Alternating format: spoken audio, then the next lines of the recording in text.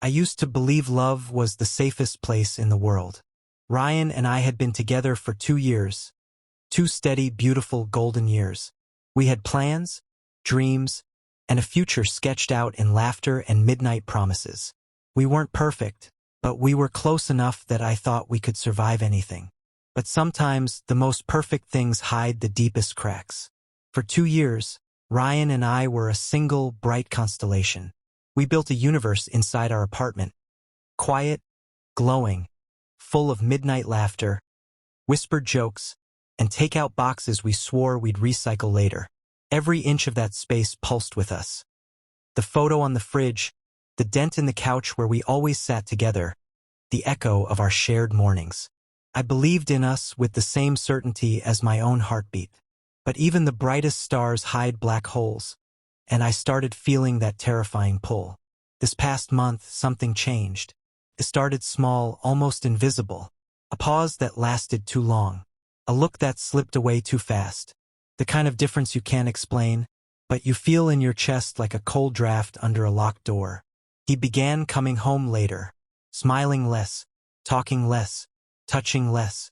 And every night, as I lay beside him, I could feel the distance growing. Not in miles, but in heartbeats. That night, the city outside our window was holding its breath. 11:17 p.m. The oven clock glowed faintly in the dark kitchen. Ryan wasn't home. My phone sat silent on the table, a black mirror reflecting my waiting face. He always texted. Always. Running late. Love you. That ritual had been my daily heartbeat. Small, consistent, reassuring. But tonight, nothing. The quiet pressed in. I picked up my phone, hands trembling as I dialed his number. Once, twice, then nothing. No answer. Not even voicemail, just silence. My chest tightened. I walked to the window, staring out at the dark street. My reflection barely visible against the glass. My thoughts spun out of control. Maybe I was overthinking. Maybe he was just busy. But that little voice inside me, quiet but relentless, whispered, something's wrong. I grabbed my phone again, scrolling to Ethan's number, my best friend. He picked up after one ring, voice soft but surprised. Noah? Hey, what's wrong? It's late. I swallowed. Ethan. Do you think he's seeing someone? Ryan. His voice was quick. Too quick. No. No way. Why would you think that? I don't know, I whispered. It's just, he's different. Like someone else is wearing his skin. He sighed softly, the sound meant to soothe. You're overthinking again. Ryan loves you. He's probably drowning in that new project. I forced a weak laugh. Yeah, maybe. Try to sleep. Okay? Night, Noah. When I hung up, the silence returned. Louder now. Then, outside, the familiar low purr of Ryan's car engine broke through the stillness. Relief hit me like a wave. Dizzying, desperate. I rushed to the door, heart hammering, the floor cold beneath my bare feet. I pulled the door open just as he reached the top step. Hey! I said, voice too bright, too eager. He looked up. For a fraction of a heartbeat, something flickered in his eyes. Not surprise, but annoyance. It vanished too quickly to name. Hey! He mumbled, brushing past me. His shoulder grazed mine without warmth. You're late, I tried, following him into the dimly lit living room. I was getting worried. He tossed his keys into the bowl by the door. The sound cracked the silence like a whip. Yeah, meetings ran long. His voice was flat, uninterested. You didn't text. He yanked open the fridge. The light washed his face pale. Didn't have time, he muttered, unscrewing a bottle of water. Can we not do this tonight? I'm tired. He didn't wait for my answer. He just walked toward the bedroom, leaving me standing with the echo of his indifference. That's when I noticed it. A single long, dark strand of hair clinging to the sleeve of his jacket.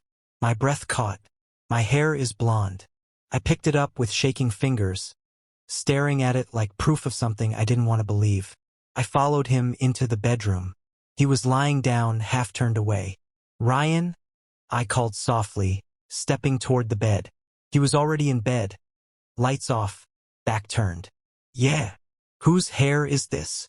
He stilled, slowly rolled over. The streetlight carved sharp lines across his face.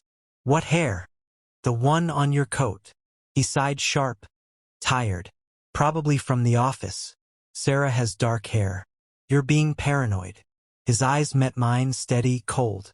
I wanted to believe him. I almost did. But something in his tone, that flat confidence, didn't sound reassuring. It sounded like a man who'd practiced lying. I plucked the hair from his sleeve, letting it fall. Right? I whispered. A stray hair. I lay beside him that night, staring at the ceiling while his breathing evened into sleep. The space between us felt like an ocean. Over the next weeks, I watched our life decay. Slowly, deliberately, he stopped touching me, stopped laughing, stopped being here. His phone became his second skin, always face down, always near. He showered the moment he came home, fast and efficient, as if washing away sin. Every time I reached for him, he flinched. Too warm, he muttered. But it wasn't warmth he was avoiding, it was me. Then, one night, I saw it, the faint glow of his phone screen in the dark. A pulse. Then another. He was asleep beside me, turned away, peaceful in a way I no longer recognized. My hand trembled as I reached for it. He always used my fingerprint to unlock it. Our trust gesture, he used to say. When the green light blinked and the phone unlocked, I felt like the ground fell away beneath me. First, nothing. Work chats, emails, random messages. Then, at the bottom, a single archived chat labeled only with a black heart emoji. My blood went cold.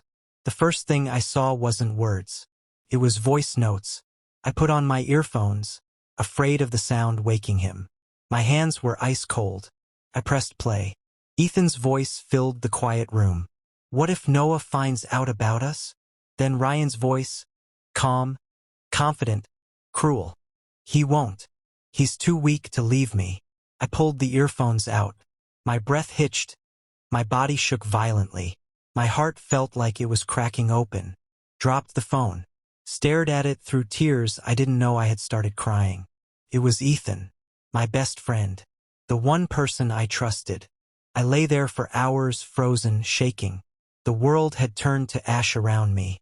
By morning, I was a shell. I texted him, "Going to see my mom. She's sick. I'll be gone a few days." He texted back, "Okay, my love. Hope she feels better. My love." The words burned. I messaged Ethan, "Need to see my mom.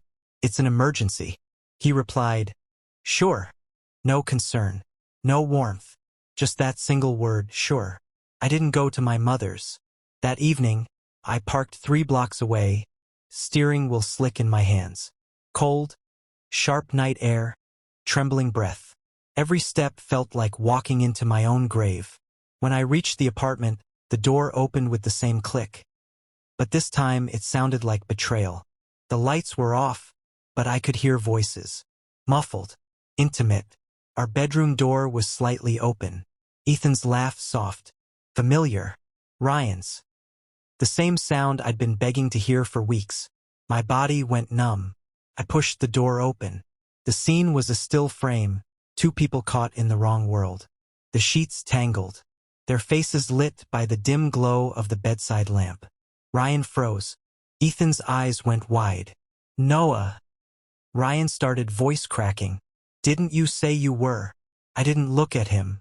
My gaze locked on Ethan, my best friend. I walked forward, picked up Ryan's phone from the nightstand, and held it between us. "I saw it," I said softly. "The black heart." My voice trembled, breaking open like glass. "And you?" I whispered to Ethan. "Every time I cried to you, every time I told you how scared I was, you looked me in the eye and lied." Ethan's eyes shone with useless tears. "Noah, please. It wasn't supposed to." "Accidentally," I snapped. "You accidentally fell into bed with my boyfriend?